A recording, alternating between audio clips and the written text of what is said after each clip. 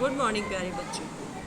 हमने हमारा कबीर पाठ कंप्लीट किया था और हमने कबीर द्वारा रचित 7 साखियाँ और एक शब्द पढ़ा था।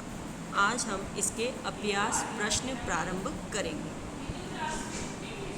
पहले हम साखियों पर आधारित प्रश्न करेंगे बेटा। प्रश्न 1, मानसरोवर से कवि का क्या आशय है? मानसरोवर के 2 अर्थ यहाँ कवि ने दिए हैं। एक पवित्र सरोवर जिसमें हंस विहार करते हैं, दूसरा हमारा पवित्र मन या मानस जिसमें ईश्वर निवास करते हैं। प्रश्न 2, कवि ने सच्चे प्रेमी की क्या कसौटी बताई है? उत्तर, कवि ने सच्चे प्रेमी की यह कसौटी बताई है कि उसका मन विकारों से दूर तथा पवित्र होता है। इस पवित्रता का असर मिलने वाले पर पड़ता है। ऐसे प्रेमी से मिलने पर मन की पवित्रता और सारे पाप नष्ट हो जाते हैं। मन पवित्र हो जाता है और सारे पाप नष्ट हो जाते हैं। ठीक है ना, कि यदि सच्चा प्रेमी किसी प्रेमी से मिलता है तो मन पवित्र हो जाता है और अंदर जितनी भी बुराइयां हैं वो सारी बुराइयां दूर हो जाती हैं। तीसरे दोहे में कवि ने किस प्रकार के ज्ञान को महत्व दिया? उत्तर, इस दोहे में अनुभव से प्राप्त आध्यात्मिक ज्ञान को महत्व दिया गया है। जो ज्ञान हमें ईश्वर की भक्ति और अपने कर्मों के आधार पर प्राप्त होता है वही सच्चा ज्ञान है। अतः अपने कर्मों को सदैव महान रखना चाहिए। प्रश्न नंबर 4, इस संसार में सच्चा संत कौन कहलाता है? उत्तर, इस संसार में सच्चा संत वही है जो जाति, धर्म, संप्रदाय आदि के भेदभाव को दूर करता है। तर्क वितर्क, वैर विरोध और राम रहीम के चक्कर में पड़े बिना प्रभु की सच्ची भक्ति करता है। ऐसा व्यक्ति ही सच्चा संत होता है।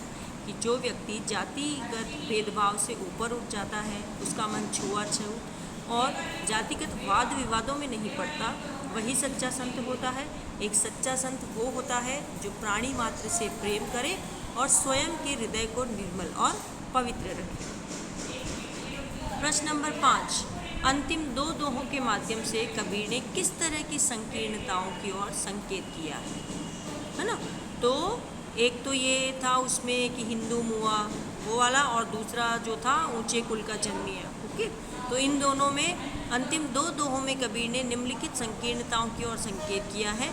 अपने अपने मत को श्रेष्ठ मानने की संकीर्णता और दूसरे के धर्म की निंदा करने की संकीर्णता, है ना। मोट चून मैदा बया बेटी कबीरा जी, है ना, ये वाला। इसमें क्या होता है कि हमें अपने ही धर्म में गुण दिखाई देते हैं, अन्य धर्म हमें अवगुणों से युक्त या गुण रहित नजर आते हैं, है ना। ये हमारी सोच होती है कि दूसरा धर्म हमारे धर्म के सामने तुच्छ है, हम ऐसा समझते हैं। सेकंड है ऊंचे कुल का अहंकार, कि जो बड़े कुल में जन्म ले लेता है उसे ये अहंकार हो जाता है कि मैं सबसे श्रेष्ठ हूँ, जबकि व्यक्ति अपने कुल में जन्म लेने से श्रेष्ठ नहीं होता, वह अपने कर्मों से श्रेष्ठ बनता है। प्रश्न नंबर 6, किसी भी व्यक्ति की पहचान उसके कुल से होती है या उसके कर्मों से? तर्क सहित उत्तर दीजिए। किसी भी व्यक्ति की पहचान उसके कर्म से होती है, कुल से नहीं। कोई व्यक्ति यदि ऊंचे कुल में जन्म लेकर बुरे कर्म करता है तो वह निंदनीय होता है। इसके विपरीत यदि साधारण परिवार में जन्मा कोई व्यक्ति अच्छे कर्म करता है तो वह समाज में आदरणीय बन जाता है। सूर, कबीर, तुलसी और अनेकानेक ऋषि मुनि साधारण से परिवार में जन्मे पर अपने अच्छे कर्मों से आदरणीय बन गए। इसके विपरीत कंस, दुर्योधन, रावण आदि ने जन्म बहुत बड़े कुल में लिया, लेकिन अपने बुरे कर्मों के कारण वे सदैव के लिए निंदा के पात्र बन गए। प्रश्न 7, काव्य सौंदर्य स्पष्ट कीजिए। काव्य सौंदर्य बेटा की कविता क्यों हमें अच्छी लग रही है, उसमें काव्यगत कविता की क्या विशेषताएं हैं वो हमें लिखनी होती है। हस्ती चढ़िए ज्ञान की सहज दुलीचा डारी, स्वान रूप संसार है भूकन देज हमारी। इसमें कवि ने एक सशक्त चित्र प्रस्तुत किया है कि जब हम इसको पढ़ रहे हैं ना बेटा, तो हमारे माइंड में वो चित्र आता है कि आगे आगे हाथी चल रहा है और उसके पीछे कुत्ते चल रहे हैं भौंकते हुए, आता है ना। वो चित्रात्मकता होती है कि हम जब कोई चीज़ पढ़ते हैं तो आंखों के सामने उसका चित्र आ जाता है। सहज साधक मस्ती से उस पर हाथी पर चढ़े हुए जा रहे हैं। और संसार भर के कुत्ते भौंक भौंक कर शांत हो रहे हैं, परंतु वे हाथी का कुछ नहीं बिगाड़ पा रहे।